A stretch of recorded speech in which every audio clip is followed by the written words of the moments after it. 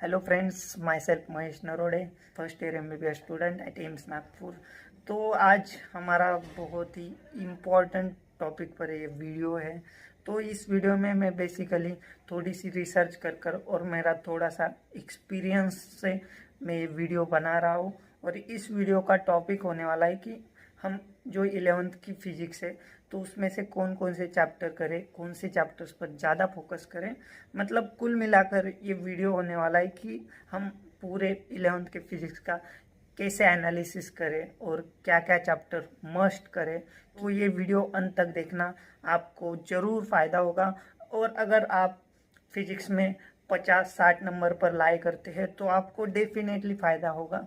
और आपको मेरे पे इतना सा भी भरोसा है, तो मैं इस वीडियो में जो जो चीज़ें बताने वाला हूँ या जो जो चैप्टर्स बताने वाला हूँ, ये चैप्टर्स करो या ये चैप्टर्स छोड़ो, तो मेरे पे थोड़ा सा भी भरोसा हो तो मेरी बातें सुनना, आपको ज़रूर मतलब ज़रूर फ़ायदा होगा।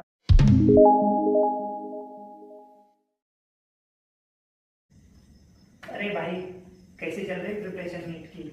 अभी तो एग्ज़ाम पास आ रहे हैं, कुछ प्रॉब्लम है तो बता दे। नीट की प्रिपरेशन इतनी अच्छी नहीं चल रही है। प्रॉब्लम क्या चल रहा है? प्रॉब्लम ये है कि टेस्ट तो मैं जैसे आप देख लो सॉल्व करता रहता हूँ। हाँ। लेकिन टेस्ट के साथ क्या प्रॉब्लम है, टेस्ट जो है इसके सिर्फ आंसर नहीं है मेरे पास, इसके सॉल्यूशंस नहीं है। और दूसरी प्रॉब्लम ये है कि मैं सॉल्व कर लिया कोई टेस्ट तो मैं कंपेयर कैसे करूँ कि मैं मतलब किस पोजीशन में हूँ बाकी बच्चों के कंपैरिजन में। और मतलब कोई रैंक हो मेरी, कोई बहुत सारा कंपटीशन हो, तब पता चले कि मेरी प्रिपरेशन कैसी चल रही है। ये प्रॉब्लम्स है। अनअकैडमी पे अभी नीट 2021 जो भी एस्पायरेंट्स है उनके लिए एक टेस्ट सीरीज चल रही है, ऑल इंडिया टेस्ट सीरीज नाम से। तो तुम उस टेस्ट में क्या कर सकते हो, तुम्हें रैंडम टेस्ट में जो जो प्रॉब्लम्स आती है, मान लो कि तुम्हें इसमें प्रॉब्लम आती है कि तुम्हें आंसर की तो प्रोवाइड की जाती है बट इसमें सॉल्यूशन डिटेल में नहीं है। तो उसमें ऐसा है कि हर एक क्वेश्चन का डिटेल में वीडियो सॉल्यूशन है, तो तुम्हें उसका फायदा होगा। और अपनी जो टेस्ट रिपोर्ट आती है तो वो डिटेल एनालिसिस के साथ आती है कि तुम्हारी इजी क्वेश्चंस गलत हुए या टफ क्वेश्चंस गलत हुए।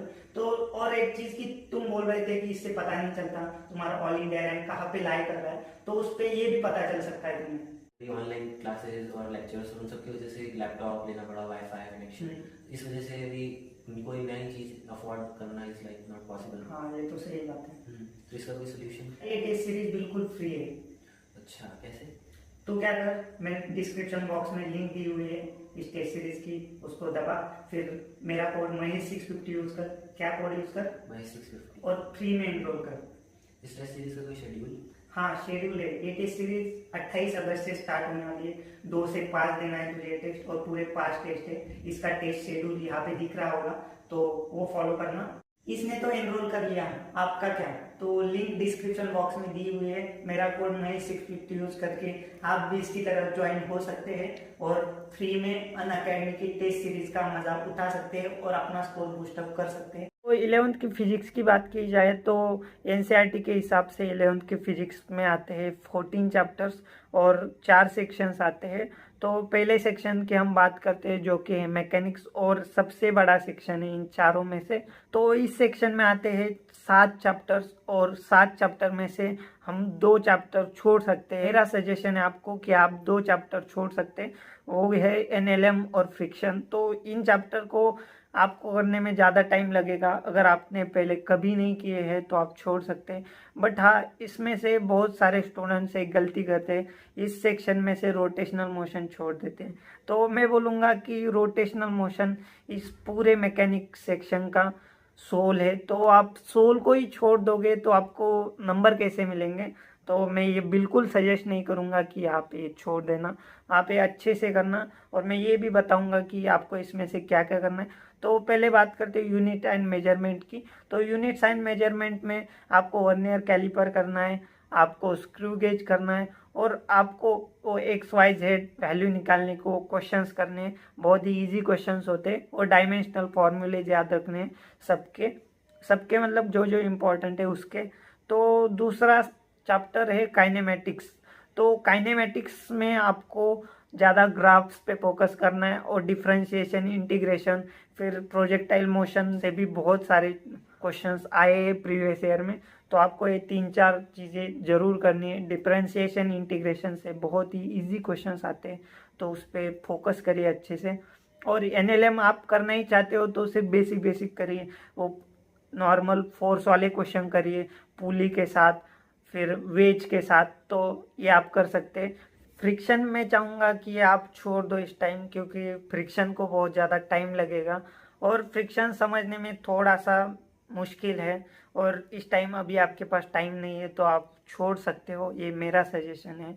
और अब हम बात करते हैं अगले चैप्टर की, जो कि है वर्क पावर एनर्जी। तो वर्क पावर एनर्जी ऐसा चैप्टर है कि जो आपको शॉर्ट 2 या 3 क्वेश्चन आते हैं इससे।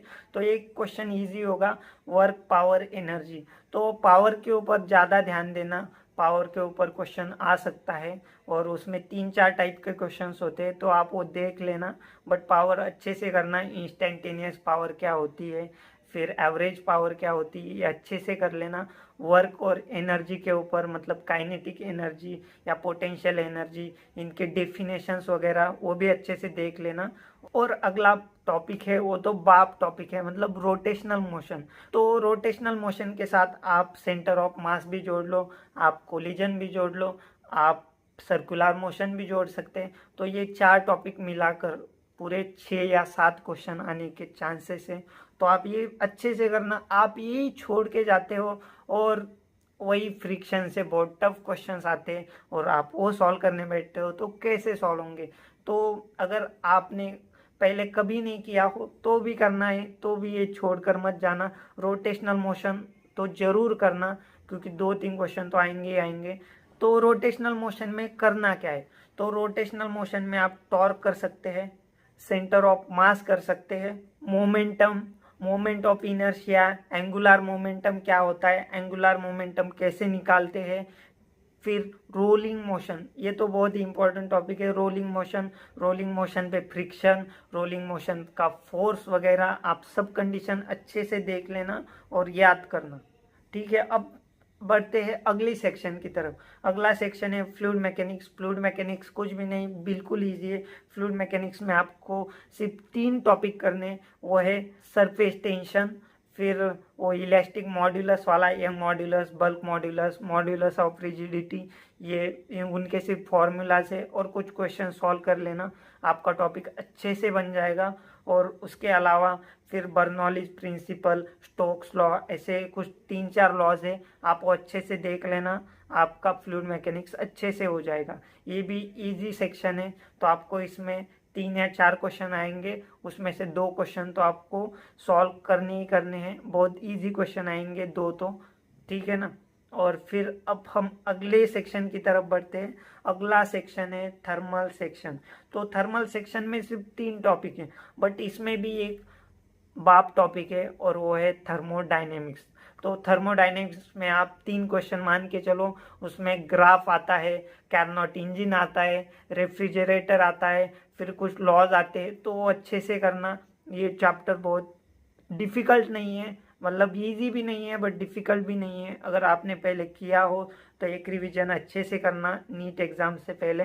और फिर इसमें केटीजी भी आता है, उसकी थ्योरी अच्छे से पढ़ना और उसकी आरएमएस वेलोसिटी, एवरेज वेलोसिटी, वो 2-3 वेलोसिटीज अच्छे से करना। फिर इसमें और एक टॉपिक है, वो है थर्मल प्रॉपर्टीज ऑफ मैटर। तो इसमें कैलोरीमेट्री, हीट ट्रांसफ़र, फिर वो आइस से पानी हो जाता है, पानी से आइस हो जाता है, वो क्वेश्चन अच्छे से देख लेना, आपको फिर कुछ भी करने की ज़रूरत नहीं है। लास्ट के सेक्शन पे आते हैं, लास्ट का सेक्शन है वेव सेक्शन। तो वेव सेक्शन में सिर्फ 2 टॉपिक है, पहला तो वेव्स और दूसरा है ऑसिलेशन। तो ऑसिलेशन में वही डैम्पिंग का फॉर्मूला भी आ सकता है, वो एक बार देख लेना। और वेव्स और ऑसिलेशन में मैं एक चीज़ बताता हूँ, आप वेव का इक्वेशन अच्छे से करना। वेव के इक्वेशन पे बहुत क्वेश्चंस आते हैं और ऑर्गन पाइप पे तो क्वेश्चन फिक्स मान लीजिए, आप फिक्स मान लीजिए ऑर्गन पाइप पे क्वेश्चन आना ही आना है।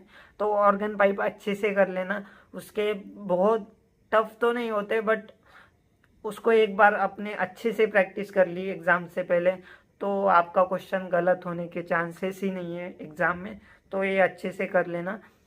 फिर अब हम जो 12th के टॉपिक बचे वो अगले पार्ट में कवर करेंगे, अगला पार्ट जल्दी आएगा, तो स्टे ट्यून।